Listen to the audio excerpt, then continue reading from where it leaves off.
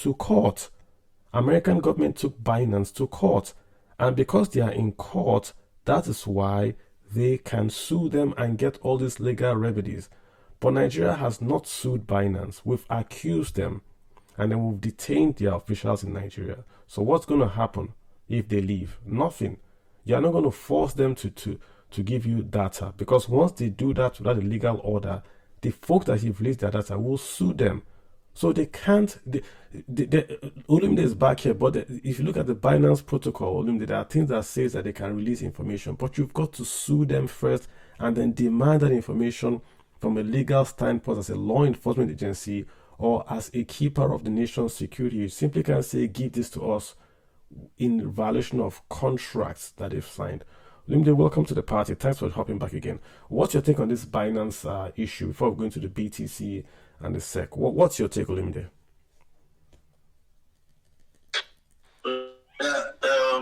Good evening, Carlo. Sorry for I actually thought it was my network because I wasn't getting your point. It's village people. Interesting times. So first of all, yeah, go ahead. Can you hear me? Yes. Okay, so first of all, I think in the past few weeks now, the information I've gotten from regulatory sources, official, unofficial sources, I think the government has a path that a lot of people are not aware of. And, one of the problems the government has always had is bad PR. Because, the country is divided by party lines, private lands, religious lines. These things are really very difficult, despite rationality behind certain decisions. So fast forward, everybody knows that Binance has been restricted, particularly on the web portal by the NCC, just to diminish their reference capacity in our FX market. But interestingly, Binance released some press release and statements, and those statements showed that there was a relationship. In fact, at some point, they said between the last 4 years, they attended to about 650 requests of the government. They trained EFCC officials, they restricted accounts that were used for money laundering years back. So, and despite the fact that they had no regulation in Nigeria, there was that relationship because for an entity like Binance to come and train your enforcement official, particularly the EFCC, it's not just a mere fit. So the question is, what changed now? I think what changed was that we have a new administration, and despite the fact that their manifesto showed that they were pro digital, it seems that the narrative changed with the sudden fall of the naira. Now, Binance press released one statement that makes it very interesting. First of all, the narration, and I've always had that narration, but I just wanted it to be more official because I've always heard that narration in unofficial channels that, yes, Nigeria is quite an interesting market when it comes to crypto population-wise, but when it comes to trading volume, we don't really matter to them. And that's one of the reasons why, despite the ups and downs, because if you look at Binance has over 170 million users. Nigeria's biggest bank, Access, has about 58 million users. Last time I checked. And if you understand markets, they look at value rather than the quantity and value of the customer. So the first thing they wrote was that, yes, Nigeria is an interesting market, but Binance is not their top. Nigeria is not their top, not among their top markets. So what they're really saying is that, well, it's not like we can't do it without you guys, but because we see a future in Nigeria. Nigeria has a young population. Nigeria has interesting people, and they see future. So rather than just they've been investing casually, because it's not going to cost Binance anything to have a license with all the relationship we're building with government. I don't see why they shouldn't have gotten that license. Even the fact that there's Security and Exchange Commission just updated that license a few weeks ago, that makes it quite difficult for the interestingly, they wanted to tap from the crypto. So the question here, Carlos, is why but the federal government take that approach. Now, two things. SEC in US has, you can't compare. A lot of people forget that United States is the biggest market in the world and is the financial epicenter. So you definitely have some form of relationship with their SWIFT network, with their banks, their institutions. Unlike Nigeria, where it can be over reading. And Binance had a subsidiary. But you see, the United States allegation then are different. Yeah, Nigeria is saying that, Binance posed systemic in the FX market, and that's why when the CBN said 26 billion, I was like, how come? Because if you look at the market, a lot of people don't realize that Nigeria does not have liquidity that sometimes. So what if the CBN government meant the $26 billion was transaction, not inflows? It makes a lot of sense because chain analysis said that we moved about $57 billion within a year. So Binance captures about half or more of our trading volume. So yes, that makes a lot of sense. But a lot of people maybe CBN government meant inflows, but CBN didn't clarify that. Moving fast forward, I think there are three issues right now. First, it's not even the legality. It's not much more of a complex issue because first, it took a while for us to confirm that it came to officials. Secondly, you have created some disruption in a market where a lot of Nigerians survive, and with unemployment at some of its highest level, Nigerians are really upset. And there's something Binance does that a lot of people don't understand. So if you look at one of the problems we have in the crypto market, counterparty risk. So, for example, I have a relationship with you, so I trust you, but a lot of people don't have that kind of relationship. So they have to build with different kind of people. And one of the things Binance P2P market did was that before you execute transactions, particularly you want to change your dollar, back coin to Naira, it had some form of escrow agreement. If you have some P2P market back then, the level of scams Nigerians are falling to work on the high. Olumide, I want us to look at the point, right? There was an accusation before it was made public, like you said, by the government could write to Binance and say, we are tracking this thing down, it's owned by a terrorist or it's owned by a money launderer, and Binance could respond, correct? That happens with every institution that is in like a financial institution. They react to requests for anti-money laundering, anti-terror. They request for that. The point is that the Nigerian government then accused Binance directly of affecting the exchange rate of Nigeria. So that's a serious accusation. I know that accusation does not have merit. A third party can't influence your exchange rate. You know what the NSA is doing? I'm just looking because I brought in lawyers on Spaces, I brought in some experts, and I'm listening to both sides. So this is what the federal government is looking at. They can't do this, yes, you're saying legal channel. I agree, definitely, because just like lawyers will say, they say before, even the fact that it's government, before you can get access to certain information, you still have to go through the court, which makes a lot of sense. But the reality is that you need to understand the legal systems of different networks and the arrangement of different.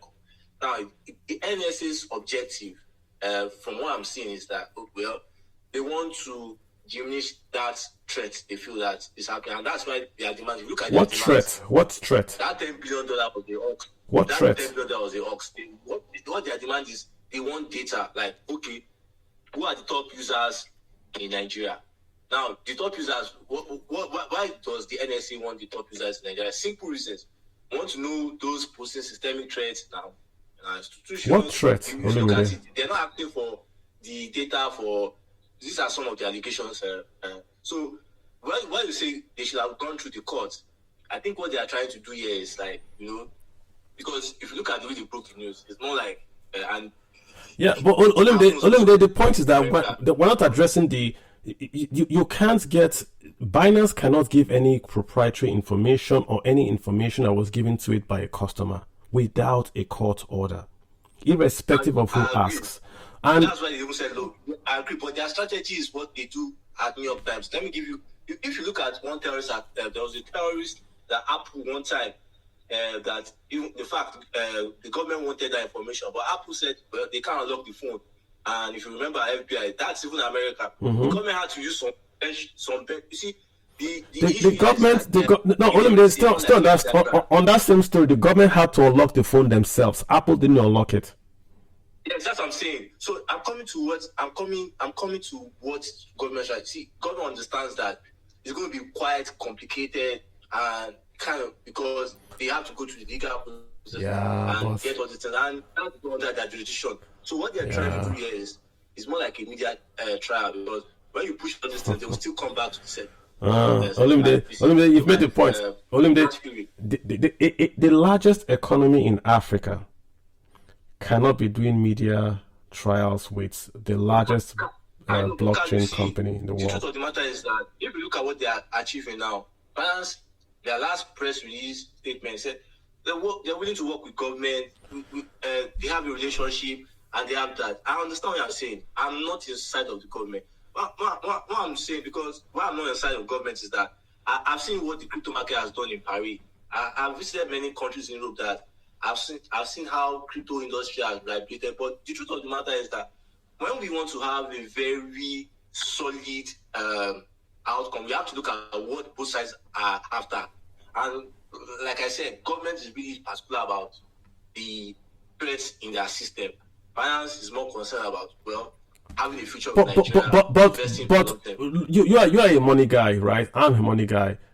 Do you think an exchange can affect the exchange rate of naira to dollar? Do you think that what the government is alleging? Let's even forget what they are. What do you think that the? Me and you know that honestly, since I've been me and you know that that's not likely.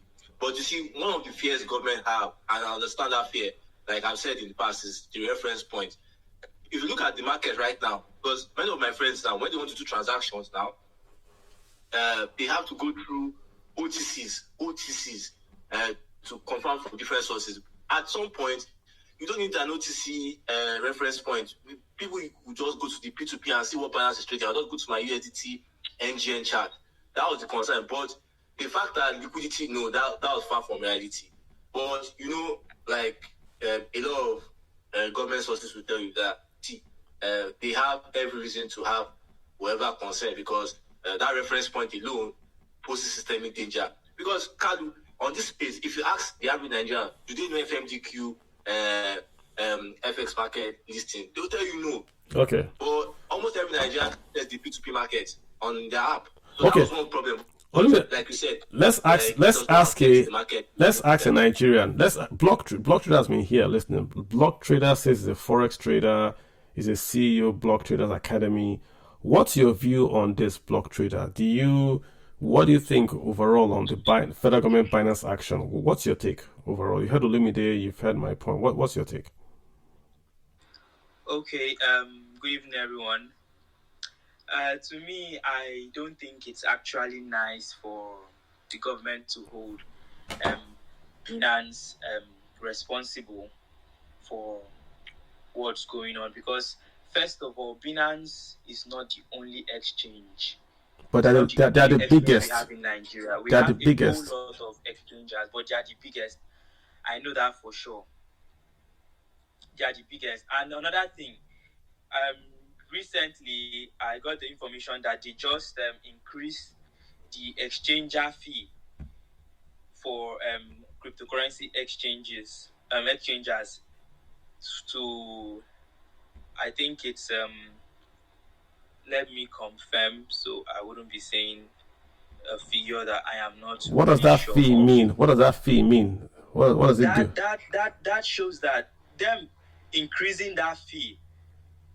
Now they are trying to reduce the number of exchanges we have in the country, because first of all, these are Nigerian tech guys. They are coming up with all these Bitcoin exchanges application and all that, and the market is already saturated. Now, apart from Binance being a foreign body, we have other ones that are owned by Nigerian CEOs, like the tech guys. So now I think the government increasing the fee to, let me confirm the figure, to 150 from 30 million to 150 million. I think it's a way for them to like reduce the way Nigerians make use of cryptocurrency. This is the government. This is SEC, right? Yes, SEC. Yes, Nigerian. Yeah, he's talking about SEC. I was getting confused when he said Binance. So SEC has it's almost. I think it's missing. Yeah, I think it's missing one point there. If you look at the major updates on SEC, exchange rate, the exchange rate, and if you look at their major revised guidelines, because I've been looking at it over the weekend and I'm trying to do some research on it. Their major reasons were like okay, they don't want criminals to have any dealings with the market. They also looked at the loopholes they had before, so they had better interpretation of what as well, what the targets were, and like you said, the race for all. The key difference is that criminal or a convict, onshore, offshore, that wants to open crypto business, it makes it almost impossible. They feel that they are seeing some systemic individuals that will pose a danger to. That's what the Security Exchange Commission is. So if you look at the revised guideline, it's more like a deeper check on people that have access to that market. Also, they had a better interpretation because one of the problems I had, you called all virtual asset security. So the different categories and what qualifies you for each. And the end of the game was, I said that it's even difficult for a bank to get digital license in Nigeria than the United States because of the level of background check and affidavits you get. But the forerunner of this discussion is that what are they driving at? They're driving at, they want weaker hold on the crypto market to have a weaker hold on Nigeria, which I feel is a counterproductive move. We've seen what the crypto industry is doing in Nigeria in terms of remittance, in terms of employment, in terms of social stability, because a lot of Nigerians use this asset for different. You see, we're in a bull run, for example, now, and if you look at the influx of capital in the last 1 year, it's increasing. Despite the fact that you could say that Nigeria is not systemic in terms of what Chinara said that after India, Nigeria keeps a high percentage of crypto assets as store of value. So it tells you that the market has the future, but really needs to take. What I see is this. Okay, I mean, I could argue that crypto coming into Nigeria is a good thing because what is the other side is crypto not coming into Nigeria. So if crypto is coming to Nigeria, even if it's not going to the Central Bank of Nigeria, it's liquidity in Nigeria. But it looks like the CBN and the SEC are saying one thing, then the NSC is saying another thing entirely. If you try to scare crypto, what will happen? It will go underground. So that means people like these guys that are here on this space, Block Trader and his friends, will simply do the same crypto, but will not do it openly. They will simply create their own. I mean, when the government know about P2P, P2P had been out for a long time before government got a wind of it. There are some going on now. I won't say anything again because I've learned my lesson that the government would not know about. Yeah, but Kalu, you see, let me be honest with you. The CBN is pro-crypto by design. If you look at their guidelines and look at there are some bank CEOs, I just don't like to mention names because I've done a lot of workings with some of these players in the industry. If you look at, for example, blockchain capacity, stablecoin, look at CBN's remittance outlook for long-term plan, stablecoins are included. But you see, the problem here is that Nigeria is a country that has different interests. Like we have the political side, the security side, and the financial side. On the financial side, and that's where I tell Nigeria, I don't think crypto has a problem there. Where crypto is having a problem is on the political and the security side. The political, and that's why if you look at the ban, the CBN had banned crypto even before Emefiele reinforced it. But the CBN did not reinforce it. It was a political decision that made the CBN reinforce the decision. And that's where we are missing the point. Because when we just make it, it's the CBN, the SEC, we are getting the picture wrong. What these agencies are trying to do is secure the system based on their requirements. But if you look at it now, it involves the NSC, it involves the presidency, it involves lawmakers. And that was why I said that Nigerians take the battle to the political side. If you want a real solution done, because the truth of the matter was that when we had this issue, when Emefiele reinforced the ban, we took it to the National Assembly. Some section of senators killed it, and they said, "Well, the naira is supreme as long as they know they see crypto." And I was so shocked that these guys don't really understand the utility value of the crypto industry in Nigeria. But you see, Nigerians faced CBN and forgot the politicians, forgot the, and that's where we are still in a mess because we don't even know who we should be fighting. Okay. We are fighting the wrong enemy. Okay, but last line, I'll also get blocked. But I don't think blocked I got his views across enough. But last, right? This is not good. Forget about Binance or crypto. It's not good that the Nigerian government can detain guests of the Nigerian government. It doesn't speak well that the government can invite you to come to the country, then detain you indefinitely. What it says is this: no foreigner will come to this country for a meeting when they're not really. I don't know how, if we're not getting that part of it. You win one, then you lose 10.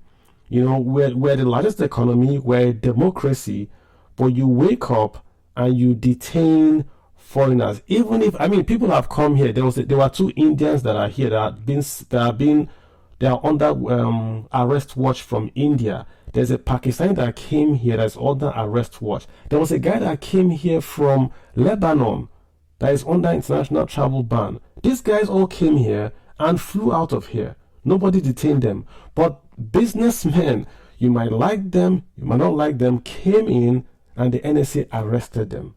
It doesn't...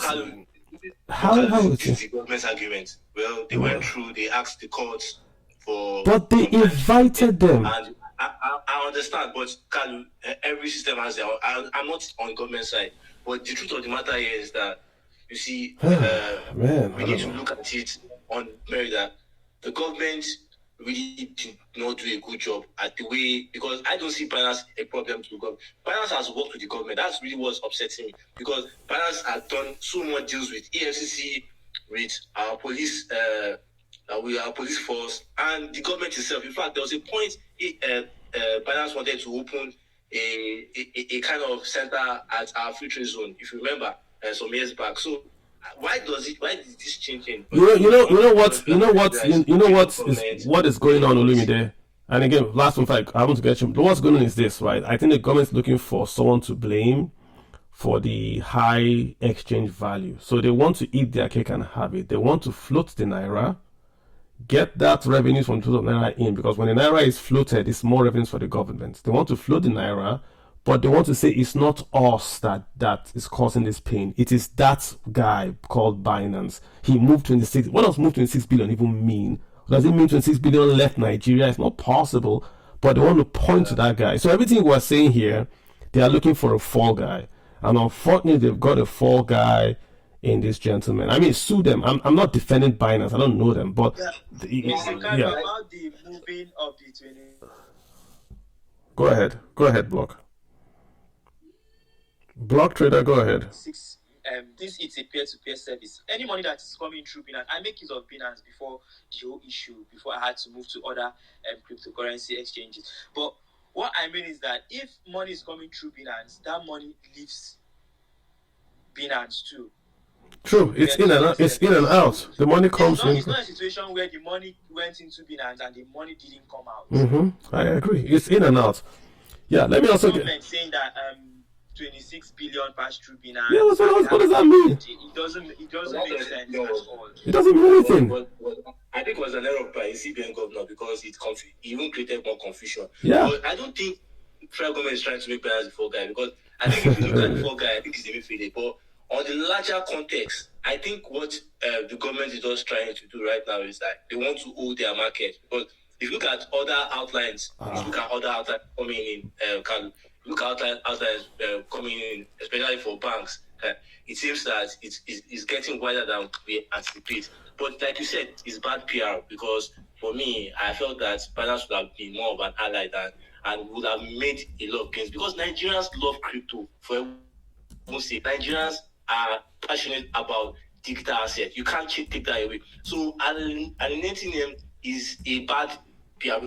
You won the election with 1/3 of the total vote casted. How do you unify your country? You have to be very firm and smart in unifying. You don't take things that looks or are legit and you try to turn it upside down. How do you unite that kind of system? That's the problem I have with government, because now nobody that has exposure in digital assets will see the government as someone that has good purpose. Or they will not come here. Nobody. So if tomorrow now, if just let's say tomorrow, crypto becomes illegal, that maybe the U.S. government says, hey, we'll come. If Trump has said he's now going to look at crypto. If Trump wins, America is going to go more into crypto, which means once America goes more into crypto, then the adoption goes like fire.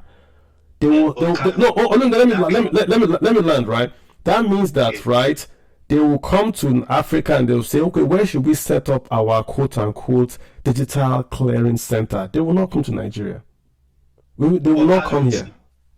Yeah, but crypto doesn't work like that. You see, Donald Trump spoke about Bitcoin. He didn't speak about crypto. You are going to the weeds. So Bitcoin, crypto, you are going to the weeds. If Trump wins and he says Bitcoin, if he says he likes Bitcoin, the narrative or the understanding will be that he likes crypto. Let's not go into too much technicalities.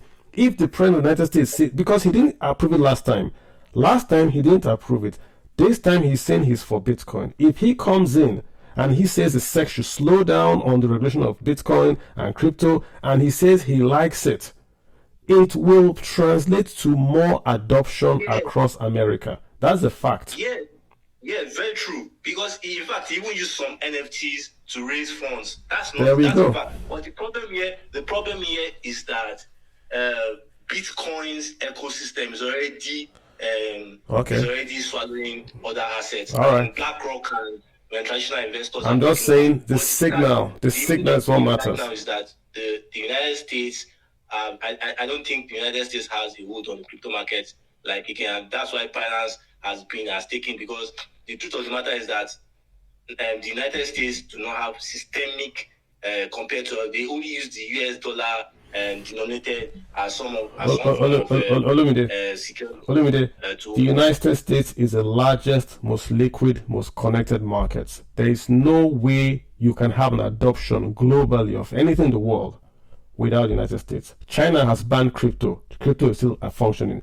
If the US tomorrow makes crypto illegal to hold, that's the end.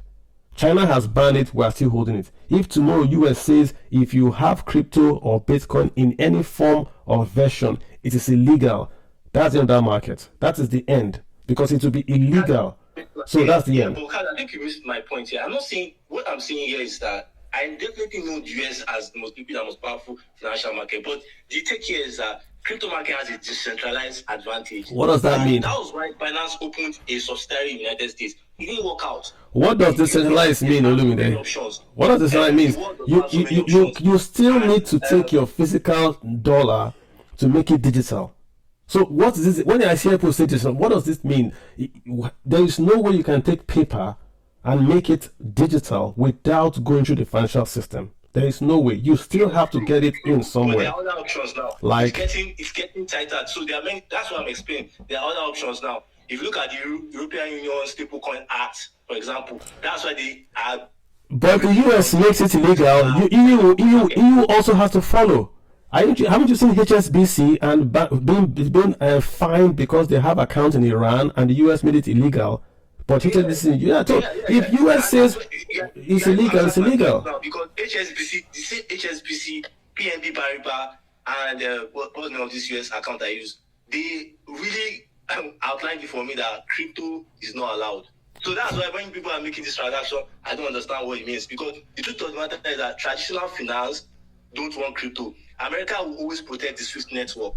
And that's why Europeans and other continental powers are trying to find options. So saying the crypto market, no, the US don't see crypto market as an ally. They see it as a means to... No, they don't see it to an ally because they don't have theirs yet. Once they get Fed coin, once they can have a way to get in, they would make it of it. They want to control it. They don't care whether they like it or not. They want to control it. Once they can control it, once they have Fed coin, they already have JP Morgan coin, they will make it, okay, yes, now you can buy Fed coin, now it's legal. That's what they're going to do. China has banned crypto. We're talking about it today. If US bans crypto, no space will have crypto because we all no more Visa for us. But let me get Chameleon here because he has been waiting. Chameleon, what's your take on this matter? Then Turo. Chameleon, we're talking about, what's your take? Chameleon going once, Chameleon going twice. To you. That just to you. Did I get that right? Just to you. Your hand is up, sir. Please go ahead. Yeah, you did get it right. Yeah. If Camilla wants to jump back on, he can. Just because I know that. I got you. 3, 2, 1 is a bit harsh, but sorry, but once he's done, he can call back. And after him, I'll go back to him. Go ahead. Okay, cool. But listen, I think when we as I'm born Nigerian, but when we as Nigerians complain that there's no FDI for this state, for this state, for this state, we can see a prime example of why that is. Because sometimes we think that governance is about power, but a lot of times, for the vast majority of it, it's about competence. And I don't think that the current administration or anybody is actually displaying any level of competence to even attract any further FDI into the country. When, one of the leading FDIs from a currency perspective is just under arrest without a charge. No charge. No reason. We act like this is normal. This is at best barbaric behavior. Dude, it's a Wall Street Journal. It's a Wall Street Journal, and the way they crafted it was that the government is blaming Bitcoin, Binance for its failures. That's how Wall Street Journal crafted it. That's the narrative in America. Exactly, and sometimes I want to go back to FDI. We talk about FDI, but we're Nigerians abroad in the USA, in New York, in DC, and we have access to some of the biggest funds you could ever imagine. But also, it's not that we have access to this. Some of the MDs of some of these biggest funds in the world grew up in Lagos, went to university in Lagos, and then maybe got their masters at MIT or something like that. You think they don't want to bring FDIs to the country, but when they can't defend actions like this, like some people can't even speak in our group chats. We're like, it's just question mark upon question mark. And so we're shocked when FDIs don't come to the country when they behave like this. And also, there's no real mechanism to actually call out some of this behavior, because then it just shifts to, like, the amount of departments I'm finding out that exist in government today is ridiculous, because it shifts from this guy to this guy to this guy. And it's like, okay, so why are you actually holding on to them? Like, what is their actual crime? Let's actually discuss what that is, and then let these people go. But, we don't have a legal system to actually, like, sue them or to say you've broken this law. We don't even know what law they broke. We don't even know if they know what law they broke. But it's like a free for all for all this type of things. And then we complain next month that there's no FDI into this state, into this country. It's frankly just frustrating. Yeah, I don't. The government has every right to go after anyone that it feels has, the government can go after anyone. But the point I'm making is that do it the right way, because we're not a banana republic. We're not some small African country. We're the largest economy in Africa, for crying out loud. You just can't take people, arrest them and say, unless you give us a list of 10 names, we will not release you. We can't do that. We can't. Nigeria sued Pfizer. Pfizer is in the US, large corporation. We sued them in Nigeria and we won in Nigeria, and Pfizer paid. Nigeria also has been sued abroad. We went abroad, defended, and we did not pay. So it's not, what's this issue? We can't sue them. If you have an issue with Binance, go to Dubai, sue them. Go to US, sue them. Then you have the legal clock behind you. But doing it this way, I don't know, man. It makes no sense. I think it closes the doors for more FBIs, and also I think, whether we like it or not, I think over the next few years we're going to see a change in how the crypto adoption. They'll leave now. If you're seeing Nigeria doing crypto on your own, they'll leave, because they'll sue you tomorrow or arrest you tomorrow and say it's the government wants to find out your 10 biggest customers. So if they arrest you tomorrow, they'll say, give us the names of your 10 biggest customers. This lady's in America, arrested her. Come on, man, it's not just the right way. I don't know, man, but let me just come in on if you go ahead. Just also the last thing that you were talking about is that the US doesn't want to be a participant in the crypto game. They want to be the core center. True. And I believe that this is what they're stalling for. Exactly. That they are the ones that control, because no country on earth talks about their currency without trying to compare it to the US dollar. I know that, BRICS have made some attempts, and they probably will succeed to an extent, but the vast majority, the truth of the matter is that it's not going to happen unless the US say, okay, we want to be the center of it, we're going to control it with the So the biggest mistake crypto guys made, I tell them this all the time, the biggest mistake they made was saying we're going to replace dollar. Once they said that was the end of crypto. Exactly. If they had simply said we're going to do transfer, they would have been in business today. But how can you go and tell the United States is powerful today because of one or two things, but mainly because of one thing. They are the reserve currency in the world. If you buy crude oil, you use dollar. If you buy cocoa from Nigeria, you use dollar. Whatever you buy in the whole world, you use the dollar. So how can you come and tell them that you want to take that power away? And crypto can take that power away. Crypto is better, more efficient, cheaper. If you transfer money from America to Africa using crypto, it's faster and cheaper. So there's a benefit there. But you want to go and tell the guy that you want to take away that power. The Bible says you first of all bind the man before you enter his house. So you are not smart. We're going to replace. You are which aircraft carrier? We will replace dollar. But it's. So that's the biggest problem. But next, the problem is that when that eventually happens, because I believe it'll happen over the next 5 years, the last country they're going to look at is Nigeria, and that's a big problem. True. Because we spend time in Kenya and spend time in Nigeria and things like that. Like a lot of these crypto operators, even in Kenya, know that. I'm always like, why is everyone obsessed with Nigeria? But they're like, listen, without Nigeria, forget about crypto in Africa. But now the current administration have messed up themselves to a point where it's not even going to get a look in, because you want to have Nigeria. True. Let's come home. Let's call names. Let's take names. Bola Ahmed Tinubu is a cosmopolitan guy. He's been around the world. He's Mr. Wale Edu, cosmopolitan guy, been around the world. Cardoso, been around the world. These are guys that know what's happening. Do they actually agree that the NSC can arrest international executives and keep them in Abuja indefinitely till they produce a list of 10 top crypto users? Is that what we're saying here? That these three people, Mr. Bola Tinubu, Mr. Emi Cardoso, and Mr. Wale Edu, are okay with this decision to arrest people you invited and keep them in Abuja? Is that what we're saying? Well, I think that's a very fun question. I think one of the things that we're seeing with this current administration is that they want to try 100,000 things at the same time. And so what we're seeing is that they don't seem to all be aligned from that perspective. I think what should happen is, okay, let me sidestep the question for a second, Kalu, right? When we look at Dubai, for example, the UAE, for example, they have one commander-in-chief, they have one goal, and everybody leads onto that goal. And there's no new magical administration, no new magical department that's created every other month. It's something we've never heard of before, right? In the case of Nigeria, it's just not the same thing, okay? And so when you have different parties that are meant to be on the same team, doing different things, I can bring it to a football analogy. When you have a left back that all of a sudden happens to be on the right wing, problems are going to happen on that corner.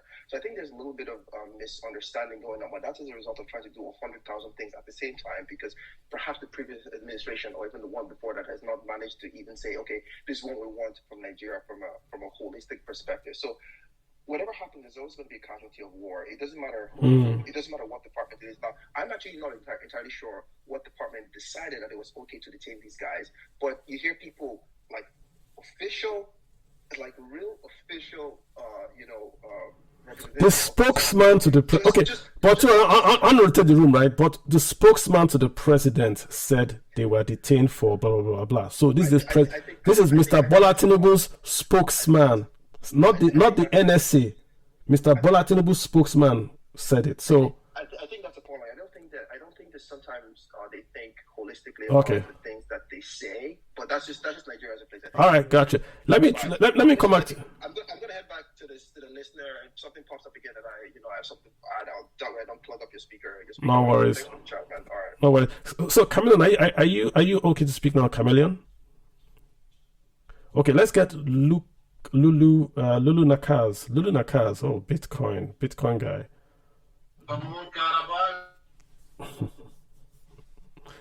Chameleon, you can speak. Go ahead. You've got the time. Go ahead, Mr. Chameleon. Go ahead. Okay, let me take you off, sir. Sorry about that.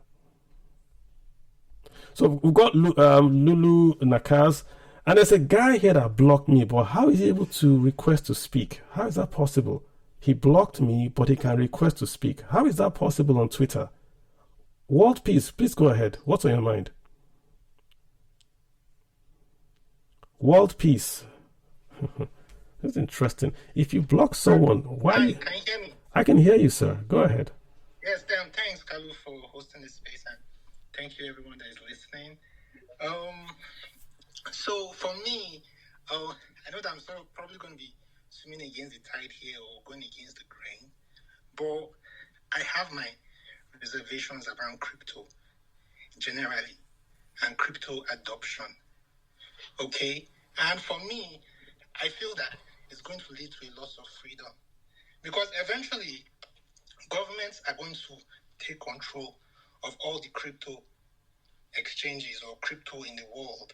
And so the only way to have money is to have it digital.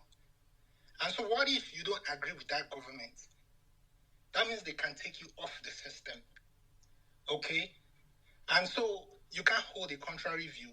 If you do, you're going to be cancelled. You can't earn, you can't trade, you can't do anything.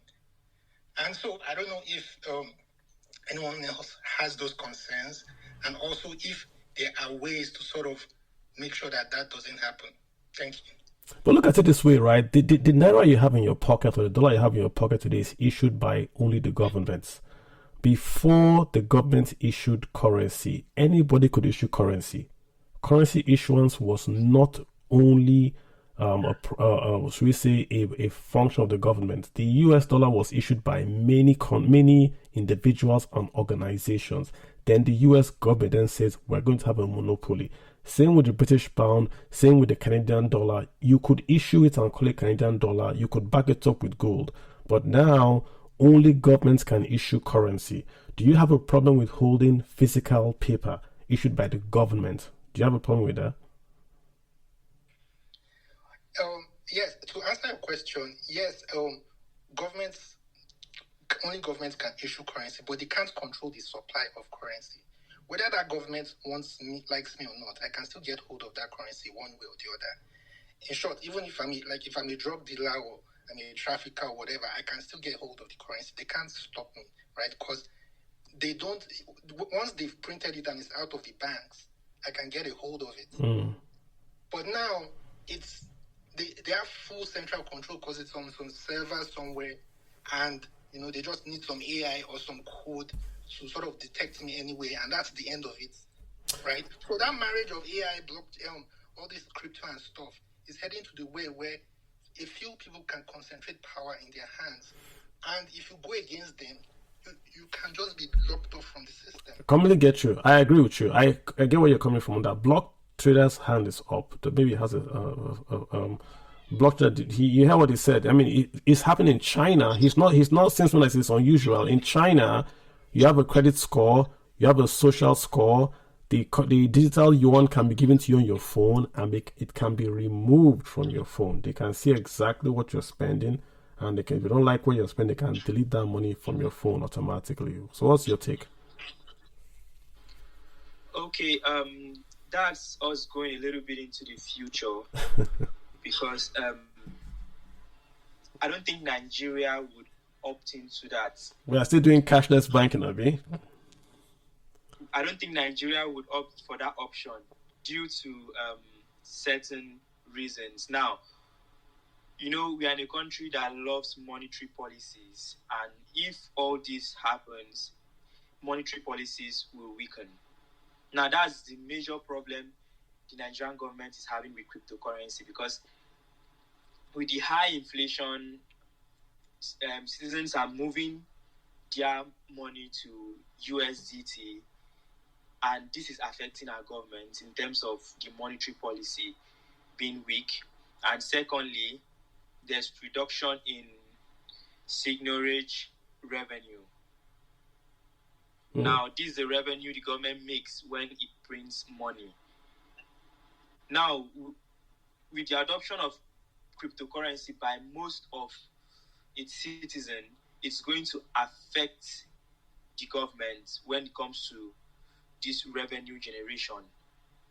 So I see why they are strongly against cryptocurrency, but it's not something that would last for so long. Why I say it won't last for so long is that they cannot fight the masses. That's just the truth. I remember when crypto was banned. I think that was during Buhari's regime. That's when the whole peer-to-peer trading started, before Binance even came into the picture. That's when Luno was banned. I remember back then we were using Luno to buy cryptocurrency. That was when cryptocurrency awareness really came into Nigeria, and especially through the platform called Luno. And then it was banned. All right, I hear you. Okay, I hear you. The only thing is that there will have to be, I think there's going to be a central bank digital currency in the future. I hear That's you. the only way. Okay, I mean, Olumide, let's not the space not all about crypto, Olumide. I have you here. I want to talk to you about the Naira convergence as well. Just to say, listen, we now have the Naira, the black market rate in quote, and the official rate have now sort of like merged more or less. What's your take on this? Do you think it's government policy?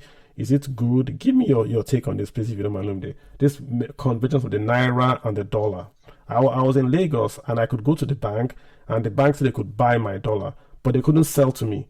The bank had no dollars to sell to me, but I could sell to them at the rate, and the rate was the same I saw outside as well. So what's your take?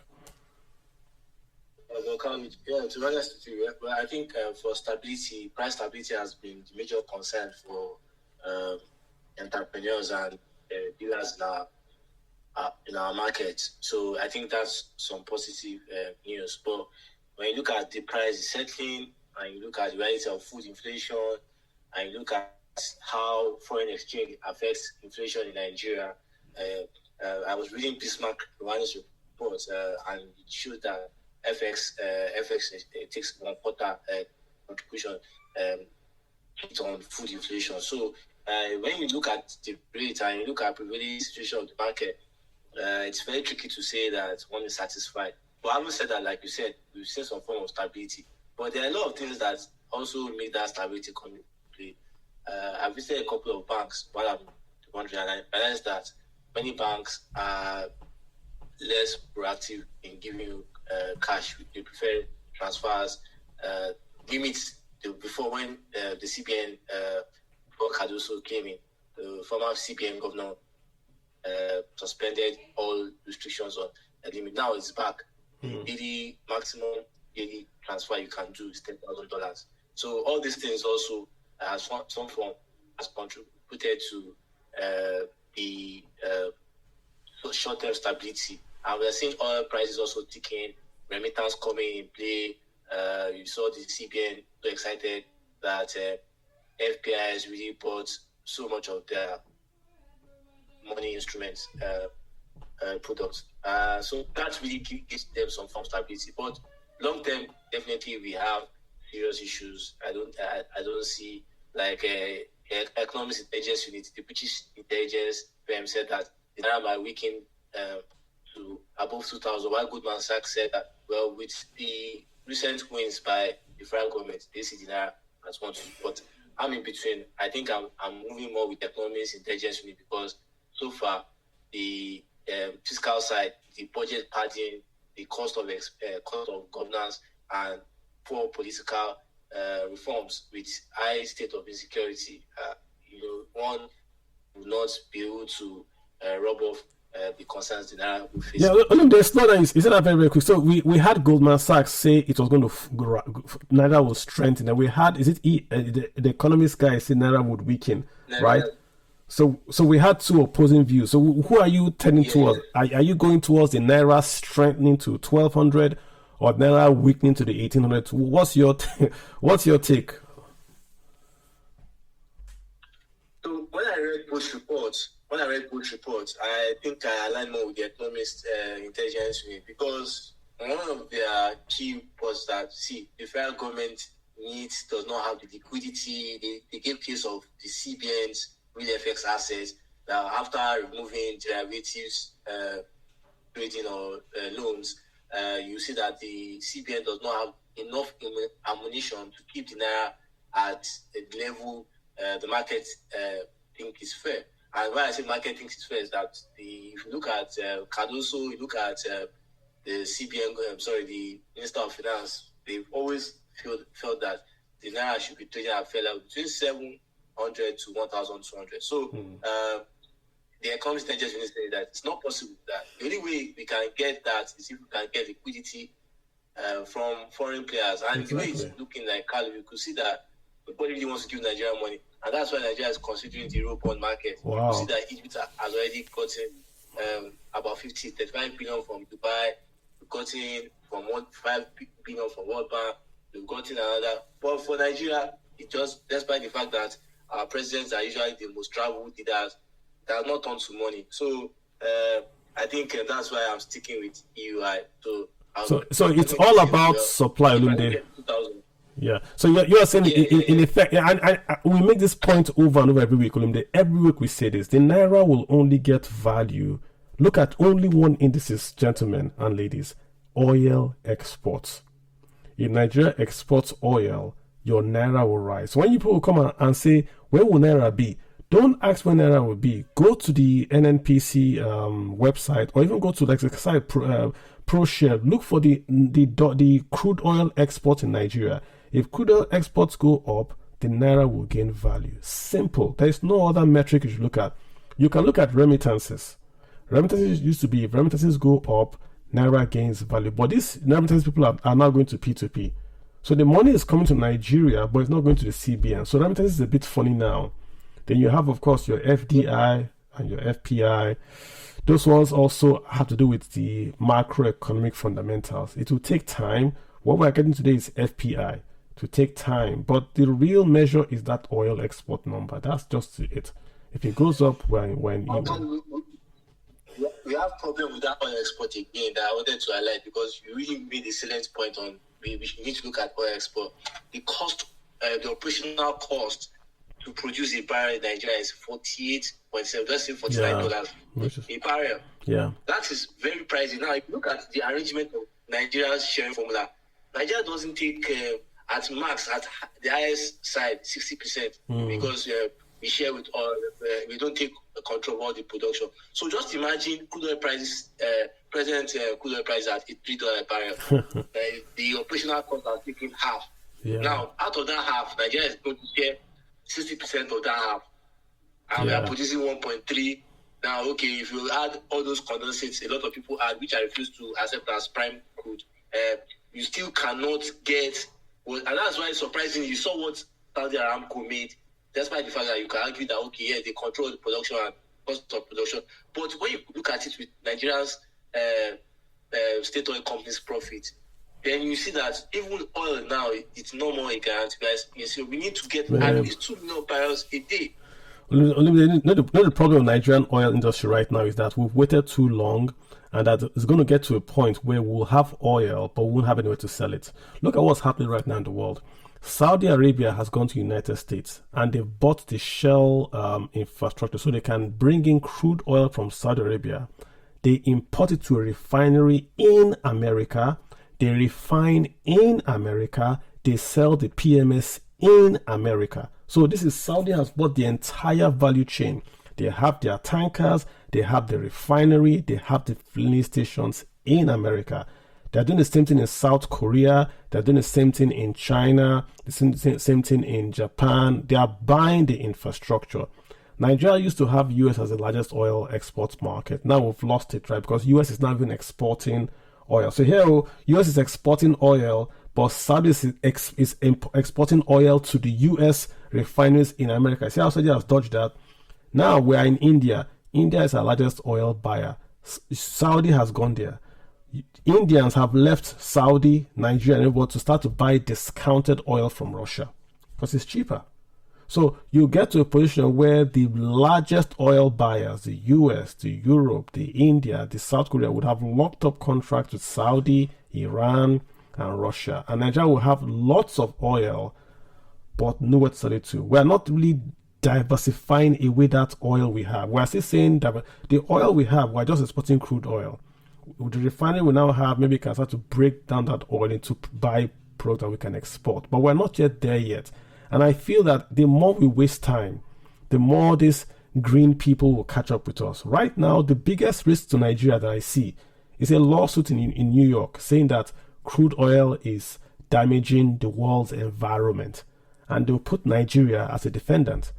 Some crazy Greta girl will just do it. And they will put that building in New York and NNP, JP Morgan's as defendants for Nigeria.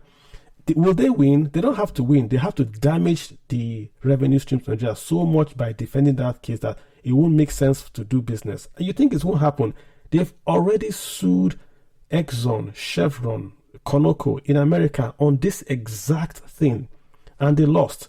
They're going to sue them again. They'll sue them again. They will involve everyone. The idea is to make it difficult or expensive for you to be in the oil business. If not for the Ukraine war, guys, remember that right now, oil and gas was banned from getting any new loan in America. Oil and gas, they included gas. You remember Mr. Oshiba, the one who was VP, went to Dubai and was telling them, gas is clean. Why are you banning gas? But in America today, they want to ban gas. In Washington, you cannot they've passed a law that any new building cannot use gas. Gas stoves, they are coming after gas stoves. I don't know what their problem is. So we can't use fossil fuels, we can't use gas. What should we cook food with? Wind and solar. What if it's cloudy? What if there's no wind? Like what happened in Texas a few years ago. But that's where these green guys are going to. And that's, but when it concerns them, now that they are in trouble, they are using coal in Germany. But they want the world to be green. Once they get this Ukraine war goes away, they will come back to this nonsense of banning fossil fuel. And Nigeria might be caught up. We might be too late in the game, that we haven't secured markets that will take our oil. So that's my fear, So we have to be very, very strategic. NLNG is at 50%, our gas, 50% utilization. This is our cash cow with 50%, We're not exporting, we're declaring force majeure. We're not investing in new trains. So this opportunity that Russia gas is now being in question and we can't take advantage, big problem. Big problem there. So if we can't export more crude oil, we can't export more gas, and price of crude oil falls to say 60, this country is over. I'm not making it. If oil price falls to say 60, it's all over. It's all over because like Olumide has said, if the price per barrel is to produce is 48 and oil price is 60, is it with $20 will now pay everybody? So big problem. Bedi, you're on the line, sir. B Summer. Yes, I think. Yeah. B Summer, what's happening, man? So what's your mind? Hope you can hear me. I can hear you very well, sir. Go ahead. All right. So I need to just make a point around something you said earlier around how easy it's going to be for the United States to ban crypto. Well, I will basically be talking about Bitcoin and why that is not going to be as straightforward as it sounds. Because we now have countries now that are adopting Bitcoin as like which country? Right? Like which country? El Salvador is one of them. El Salvador is not bigger than Abia State. No, I'm making a point, right? Again, I'm making a point. And China, again, was it the last bull market, 2020? They did ban cryptocurrency in the country. But as of today, the largest amount of miners, again, I can only talk more about Bitcoin, is still from China. I think what the best thing government can do is just to ban the usage or to ban the centralized exchanges, right? Which is just a fraction of the cryptocurrency market. Sure, it will reduce adoption to some extent, but again, you try telling any country that's experienced high inflation rates that are currently using cryptocurrencies, it's banning that if the market just goes underground, it's still going to exist. Crypto is not going anywhere. Yeah, but bro, they haven't banned it. The point I made is still standing. No, I know. Let me ask you a question. If you okay. Just example, and I'm not insinuating anything, just example. If cocaine was anti-inflationary, if you buy a bag of cocaine, the price does not fall, it does not rise, it keeps your money safe. will you travel with a bag of cocaine because you want to? But that is a false equivalence, right? But Because it's banned. The cocaine is point from I'm making is that cocaine is currency. I think it's a false equivalence. I think you come with a much better The example, point right? I am making is that cocaine is banned. So you don't even consider any effects whatsoever. You don't even But go again, there because it is you are- banned.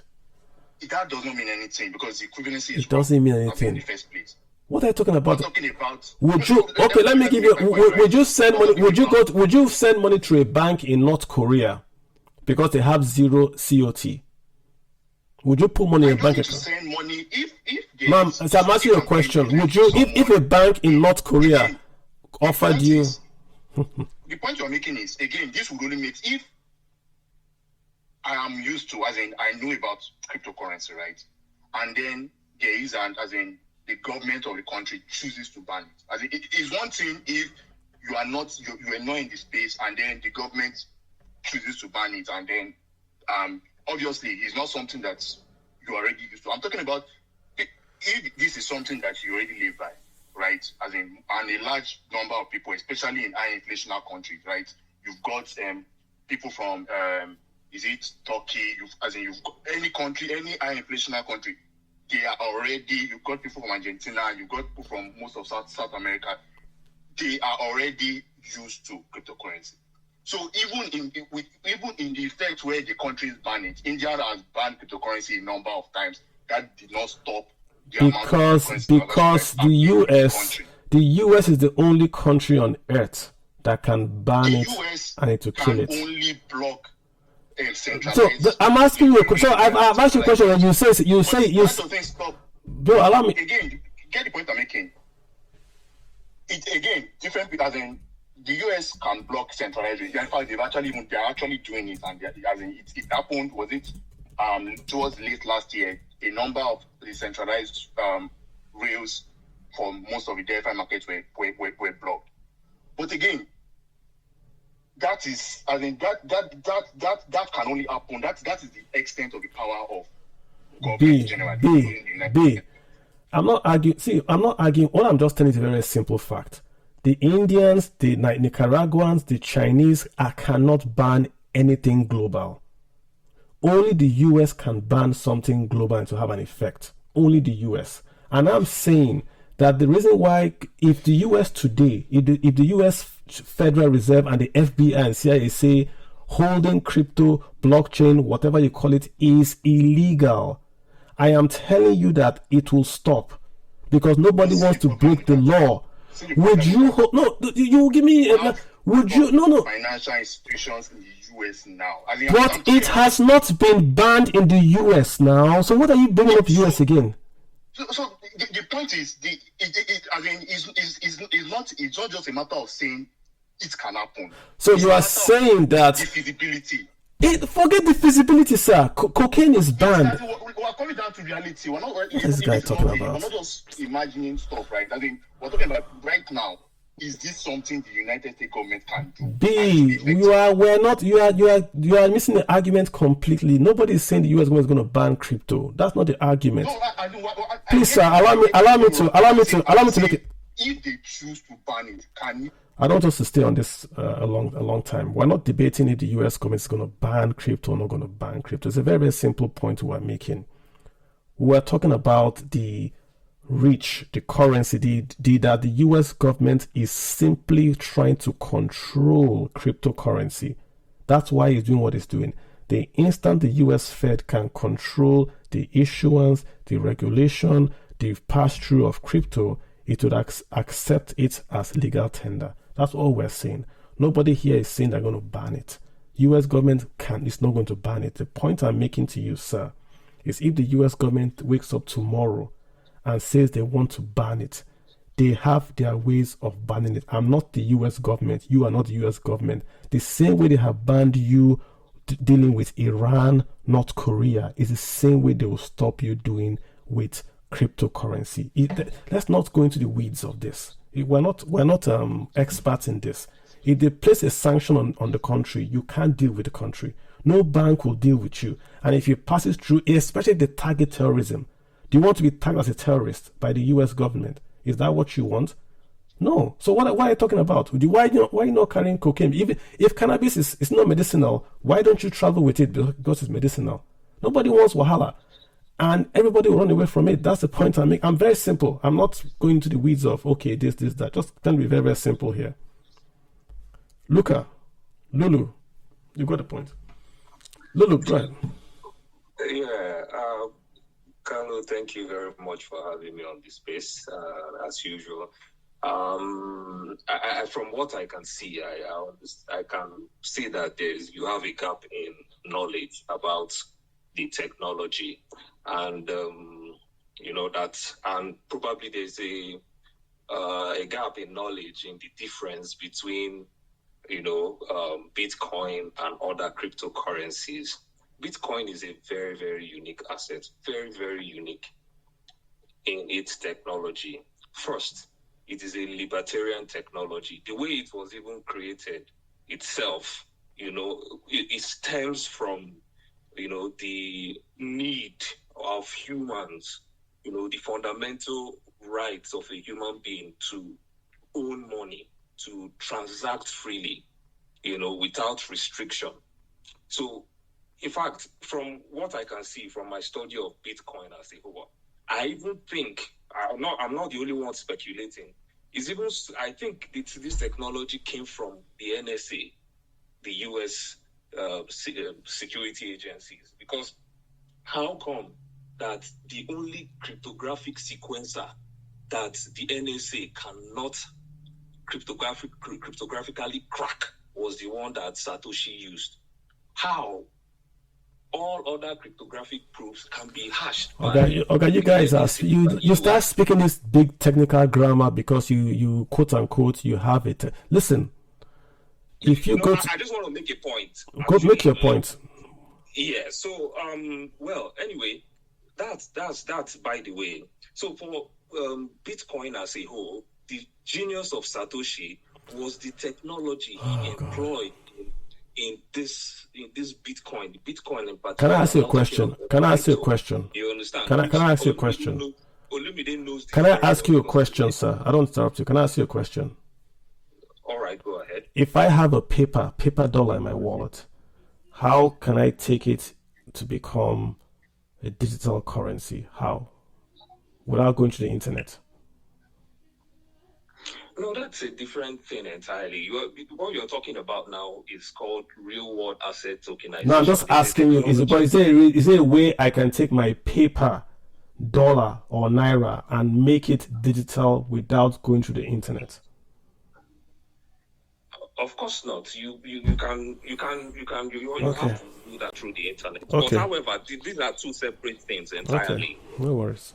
Go ahead, sir. These are two separate things entirely. That's why I said that Bitcoin and other cryptos are different. What you're talking about now is the technology that is employed by something like a USD Theta. That's the USDT that you know. It's a tokenization of real world assets, actually. And that's a different thing entirely. Now, the US, of course, just like they did before, where they stopped everyone from owning gold, they stopped everybody. But did that stop people from owning gold? Yes, it did. It did. In America, you could not own gold. It did. No. People still held gold for jewelry. Oga, you could. But you just answered your own question. You said they had to hold it underground. That was the question I asked you. So they stopped. So why did they hold it underground? Why underground? Why not openly? But Bitcoin now solves that problem. That's one. Who controls the internet? Who controls the internet? See, would the US shut down the? No, who controls the internet? Who? The internet is centralized. No country controls the internet. You don't think the US government controls the internet? You don't think so? You really want to tell me that you don't think so? Okay. The internet is decentralized. I forgot. Okay, sorry. Yeah, the internet is decentralized. Okay. It will be they will be shooting themselves on the foot for them to shut down the I didn't say shut it. I just said who. I said, but in fact, the government actually you guys right are now, funny. human beings have been You guys should remind me of the. I used to argue. I remember the year 1990. I was arguing with my friends. They went to Footmina. I'm sure there is some Footmina. My two friends, they were IT bros. They were arguing with me that the U.S. government cannot read emails. Back then, Bin Laden was just reigning. I said the U.S. government, because they created it, they can read emails. It's impossible that there are nodes. That because there are nodes, you can't break the nodes, so you can't read emails. Where are we today? Who built the internet? Who built it? So you are telling me that if you write an email and that all this Telegram, that the NS doesn't read it? Is that what you're telling me? Because it's not. That's what you're telling me. Okay, if that's what you're telling me, you are correct. Like I said, I don't know. They are like decentralized technologies, for instance. What does that mean? Every small thing moves to the decentralized. What does that freaking mean? What does it mean? For instance, Olumide might know Nostra, for instance. Now, jeez. point from which you can shut down the internet as of now. There is no central. I am not. You go and you shut down what if I put a nuclear? See, guys, I'm not saying you're going to shut the internet. I'm saying that you guys have been a bit naive here to say that the U.S. government does not read emails, does not know where you're. You think that the U.S. government does not know? You guys be a bit naive here, man. You're a bit naive here. This is naivety. But in terms of shutting down this technology, I did not say shut it down. No, I did not say. I didn't use those words. I said even banning. If I want to travel with my Bitcoin, all I need is my 12C. How will it get to your 12C? I asked you. How will it get there? I asked you a question. Can I take my dollars to this? You said no. So once I go from dollar, I must go through the internet to put it to digital. You said yes. Now you're telling me you carry digital. What are we talking about? Like I said, Mr. Carlo, like I said, you say I don't have knowledge, Abi, but I'm asking you simple questions and you are answering simple questions. So that's the thing with you guys. You make it so complicated. Actually, you can't actually change your physical dollars to Bitcoin. There are physical peer-to-peer markets that make that without the internet. I can just call without the internet, Mr. B, without the internet. Yeah, but without the internet. Without the internet, I can do it without the internet. How would you do without the internet? Let me tell you now. There's a South African guy that developed this USSD transaction kind of stuff. USSD. Bitcoin is dead now. I've what does USSD run on? I used it personally, but it works with USSD. What does USSD run on? What does USSD run on? What does USSD run on? The way Bitcoin works. What's your blackboard, Abi? On my blackboard, I write USSD. Abi, on my blackboard. What does USSD run on? That's technology. Mobile, not internet. Come, we're talking personal finance here. Use IT people. Don't come here. Can you just move on? I don't. Let's move. Infrastructure. Who owns satellite infrastructure? I don't know if they'll tell me I don't have knowledge of internet. It doesn't make sense. How does it work? Trade your Bitcoin. So you use Blackboard to trade your Bitcoin. You don't go through internet. Blackboard USSD. To be honest with you, your question. Anyway, I think I'll rest my case on this. Okay, let's leave it. Let's leave the topic. The point we're making is we're not saying the US government is going to ban Bitcoin. We actually said at the beginning that the US government that if Mr. Trump wins, there's going to be more adoption of Bitcoin and blockchain. We said it here. We're not anti-Bitcoin. We said it here. That is not what we're saying. The point we're making is that, right, that if the US government decides to make something illegal, it's illegal. It does not matter of Bitcoin. If they make cannabis illegal, it's illegal. Today, there's cannabis in America, Abi, but you can't open a bank account. But it's illegal. So let's not make it to Bitcoin doesn't mean anything. There are many folks that have arrested here in America that they have found their wallets and without them breaking it, they'll tell you this was in it. So let's leave that matter entirely. We're not experts here. Again, let us try to reduce the falsehood being passed. Nobody really cares about this thing, okay? The point we're making is that it doesn't matter. Nobody cares about this thing you are saying. What we're saying is that I'm not talking about Bitcoin. I'm talking about some of the points we're making. One around the United States government can shut down the internet. As at now, that no one single country can shut down the internet. That is just completely false. What happened in if you Ukraine? Understand anything? What happened in about Ukraine? How the internet works? What happened in Ukraine?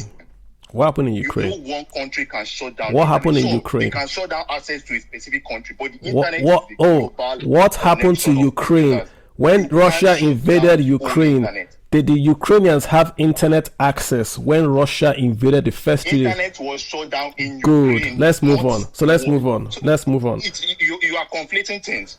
You So just let's agreed not that, guy. You just agreed that Ukraine, guy. Even with that, again. Guy, let's move on. Mr. Adams, we're talking about a lot of issues here. Fertilizer, Naira convergence, NPR, BTC. What's on your mind? Adams, I can't pronounce that. That's too long for me. Finance, what's up, sir? Go ahead. Adams, you've got the floor. Hello? Yeah, Adams, go ahead. Yeah, I can hear you very well. Oh, apologies. I was just enjoying the back and forth just now. The honest truth is, some people don't realize what government is. After God, the maker of heaven and earth, the next most powerful thing in this life is government. Government can do and undo. So this evangelist of no one single country can do this, you have not seen something. By the time the US waiting, their allies join. Before you know, you are having everybody shutting down this time, everybody running away. So, but that aside, let me just say what I want to say as regards this Bitcoin issue. I think I've made commentary on it on different forums. The thing is, we are not considering two things here: capital flight and control. Capital flight and control. Now, I want to ask a question, and I want our Bitcoin evangelist to answer me. How has Bitcoin directly impacted the Nigerian economy? How has Bitcoin directly, see the word I use, not indirectly, directly impacted some of all these digital assets and crypto assets? No, but I think they have impacted. I think it's been very, very positive for Nigeria, because what they've done is that they've allowed liquidity to flow to Nigeria at a cheaper cost. There's been a direct impact, direct correlation between P2P, dollar availability, and dollar liquidity. Because don't forget, that's not where I'm coming from. I'm answering your question. It's not about capital. How will I put it now? Availability of the capital. I mean, to flow in the economy. So when we talk, those are like stocks. If I buy a stock of Dangote, for instance, I'm invariably contributing to the economy because Dangote is accessing capital from my phone. That's what I'm saying. So these crypto assets or digital assets, in quotes, these are just various projects in one way or the other that, in a way, I'm not talking of the whole exchange, the whole processing of funds, moving from one place to another. Of course, we can't take that. That's made it easy. I'm talking about re-impact. So you say, Mefele said something. This was what he was fighting. Like, we are not seeing this money in the economy. We are not seeing these funds. The money is in the economy. The money is in the economy. You are not saying it is CBN. If there was no dollars in Nigeria, the naira would be 1 to 10,000 to 1. It's in the economy, Adams. It's there. Nigeria is confusing money in CBN and money in the Nigerian economy. If there were no dollars, it would be 10,000 naira to $1. It's in the Nigerian economy. That's why when you go to your quote unquote guy on the street, he gives you dollar. Where's he getting it from? Let me just. Olumide, please. Adams, Olumide will hop in. Adams, Olumide, please hop in and maybe give your own take. Yeah. Okay. I just want to. Should I hold on? Yeah. Okay. We should not stress this crypto narrative too much. There are no traditional issues that this class wants to listen to. But the truth of the matter is that the crypto market has a direct impact on the Nigerian economy. You look at social factor, employment factor. I've done so many stories on that. So I don't want us to wait. You can do this. I've done so many, and well-researched firms have done reports on how the crypto market has impacted on the Nigerian economy. So there's no discussion for that. Now, the key here is that what makes Nigerian government bother about the crypto market is that they don't have a jurisdiction over the crypto market. Now, funds don't go through, funds that don't go through traditional channels, it's almost like funds are not there. That was why the former CBN governor said, see, there are funds in the black market, but we don't know how those funds are coming in. And simply, what was it? Because traditional inflows was at its low, remittance was at its low, but the black market was built well because there were other means that the CBN had no control on, and that's where they get worried on. So I just wanted to address those issues. Yeah, and look, the point I make is that the money is coming in, but the CBN has no control. That's what I'm saying to Ayo. The money is coming in. Okay, so this is what I'm saying. See, from the point of government is established to manage an economy. If you have more funds flowing outside government than in government, it's dangerous because you don't know who is moving these things and for what. So that's what I'm saying. But is it your money? From the point, no, is it my money? Yes, it's your money. Okay, people might be financing terrorism. Is it naira? Is it naira? Is it your money? Are you supposed to know it? I mean, look, let's break it down now. So you are saying that if I go to America, my auntie gives me $100 to give to Mama and Nkechi. You are saying the government wants to know about that $100 that I give to Mama and Nkechi. Is that what you're saying? At least the government should be able to account. And why? To help in planning. No. Should be able to apply that. Why? In a calendar year, so and so funds came in, so and so funds. Why? No, tell me why. Because sometimes our data from the NBA, sometimes it's squid. No, but tell me why they should know that I'm giving $100 to Mama and Nkechi. I want to know. Remittance for so and so year was this, let's say $3 billion, and whereas remittance was actually $12 billion. Okay, but why should the government know? It's like what do they want to know for? Is it their money?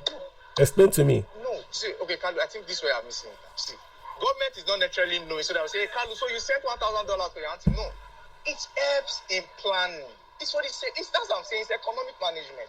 It helps to know. Okay, for instance, if last year we had a remittance of $3 billion, and this year we have $5 billion, the government now knows how to position themselves and do something. Not that, for instance, the government is reporting that there's a remittance of $3 billion based on its official channels, and actually what came into the economy was $12 billion, and you are fighting hyperinflation, and you don't know where it's coming from. But how does a dollar? Okay, but hold on. If I'm bringing $100 to Nigeria, to Mama and Nkechi, number one, there's no inflation there. What's the inflation there?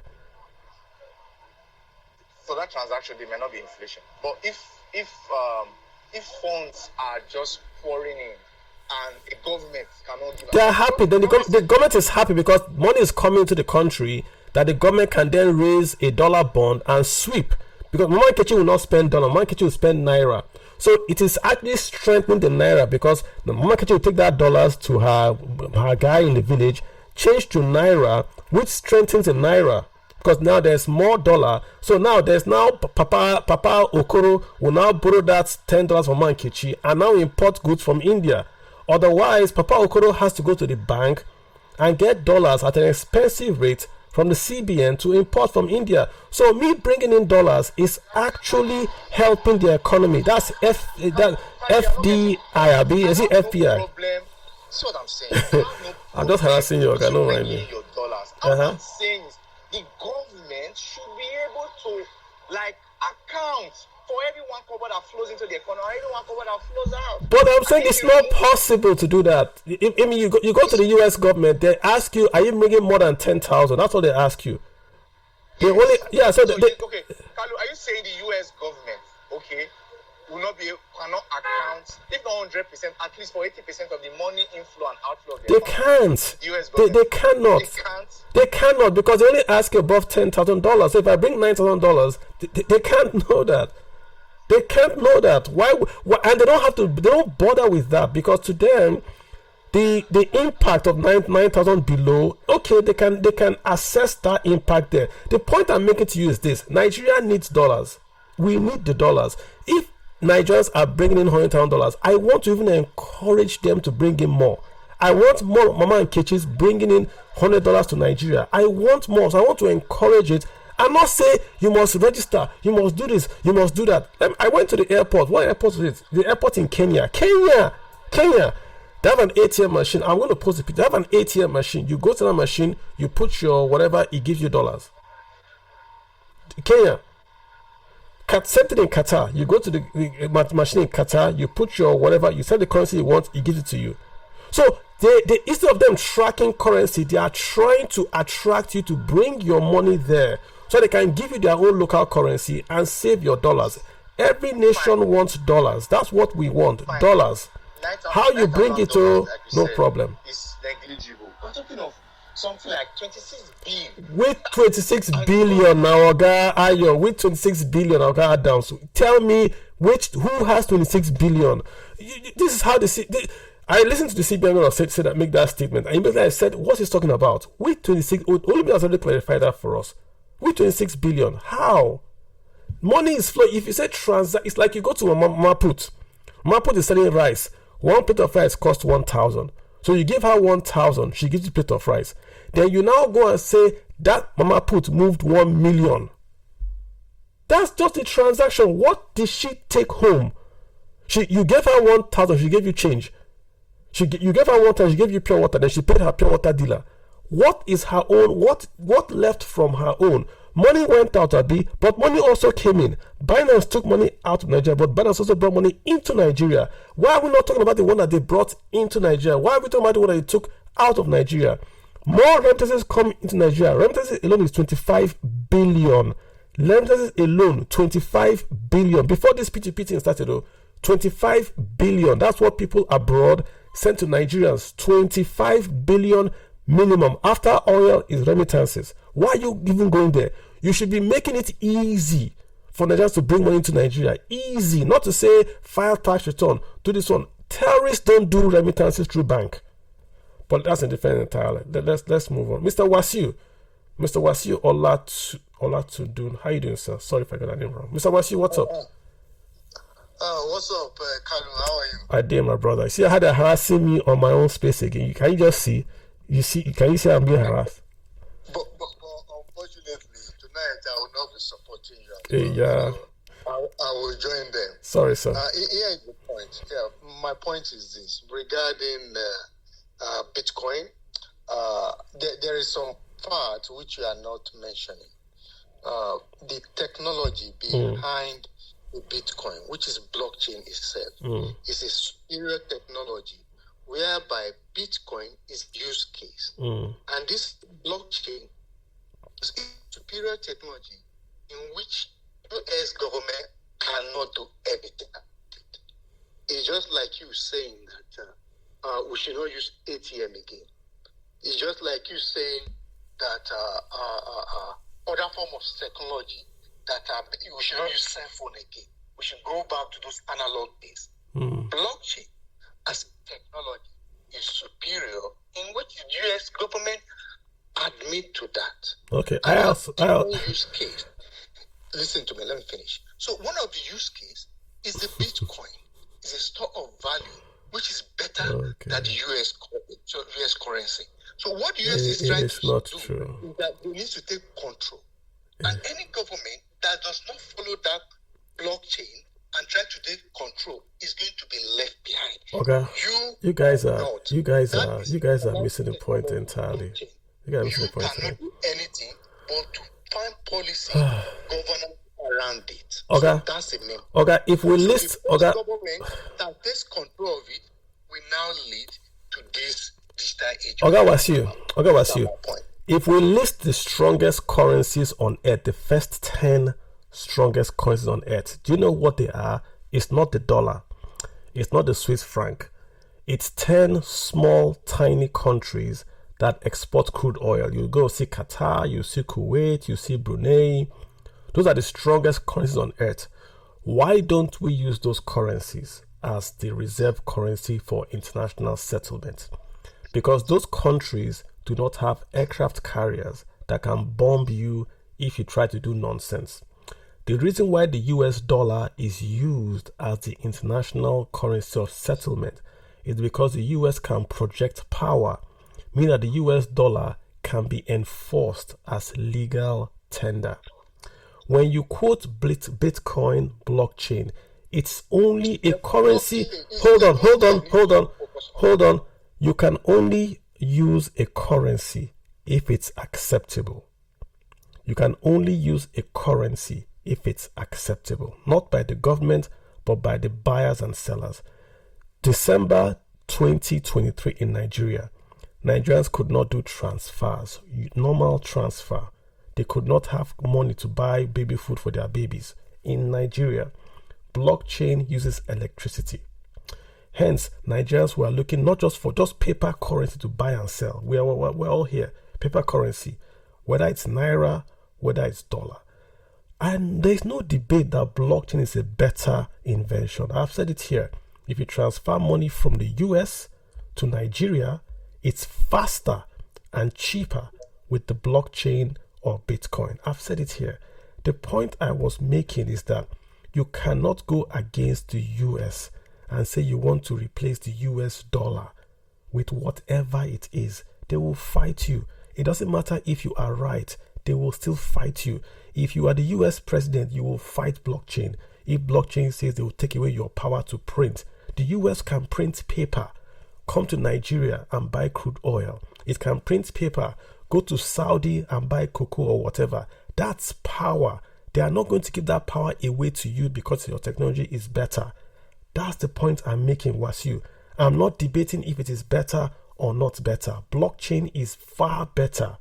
What I'm telling you is that the US government is not going to allow you take away their power to print and spend. That's what I'm telling you.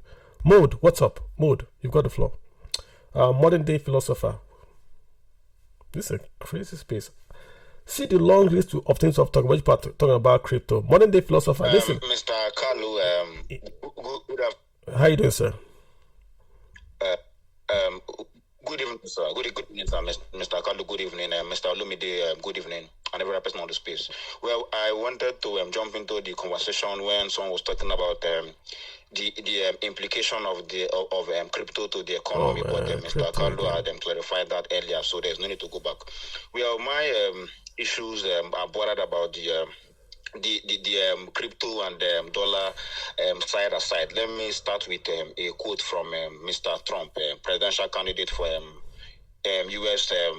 Presidential election for later this year. He said that a lot of people are now into the crypto. So here's my candid opinion. The U.S. dollar can exist with Bitcoin, but it depends on the exact transaction and the motive of the users.